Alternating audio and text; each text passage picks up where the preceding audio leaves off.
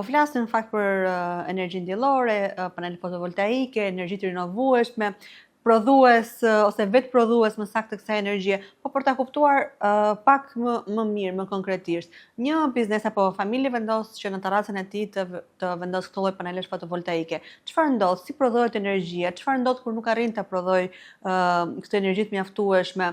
Ku shkon nëse kjo energji prodhohet më shumë se sa biznesi ka nevojë dhe si ndahen bizneset që mund të kenë nevojë për prodhim ditën dhe natën, për energji dhe ditën dhe natën, ose disa të tjerë që mund të punojnë vetëm atë 8 orashin, 8-4 ose 8-5. Struktura është e thjeshtë dhe nuk është kaq e komplikuar. Rrjeti i një shpërndarjes është ai që bën rregullimin e gjithë këtij sistemi. Do të thotë që një impjant i instaluar është gjithkohës i lidhur me rrjetin. Do të thotë që çdo impjant apo çdo njësi që konsumon energji nuk ka nevojë që ta ruajë atë me bateri apo me forma të tjera. Çdo njësi e prodhuar, ai mund ta konsumojë në kohë reale tek biznesi i tij, në kohën që po prodhohet, dhe te pricat, siç e thash, automatikisht kalojnë dhe regjistrohen në rrjet përmes matësit. Do thotë që në formën e një kredie.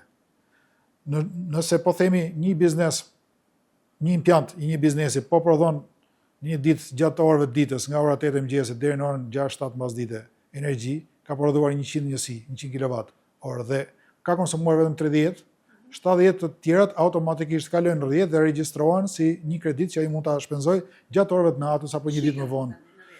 Regjistrohet sepse shitja do ishte nëse po themi ty ta blen me një çmim të caktuar OSHE-ja dhe pastaj kur të shet energjinë do ta shesë me çmimin që ai ka, që ju keni në kontratë. Në këtë rast shkëmbimi bëhet kilowat-orë për kilowat-orë. Do të thotë ti fut 100 njësi, 100 kWh në rrjet dhe gjatë po themi periudhës së vazhdim i merr këto 100 kWh, automatikisht je zero, nuk ke detyrim po themi.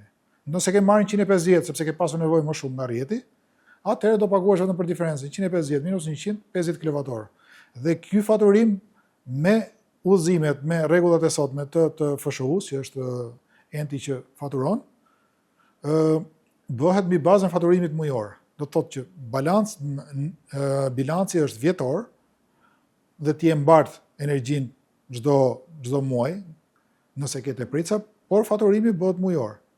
Kjo bën atë që, po themi, në muajt e parë të vitit që ti e fillon bilancin me zero, të kesh një lloj detyrimi për të paguar, sepse është pothuajse e pamundur që po themi impjanti të përballojë konsumin e muajit janar shkurt, sepse prodhimi është shumë i ulët në dimër.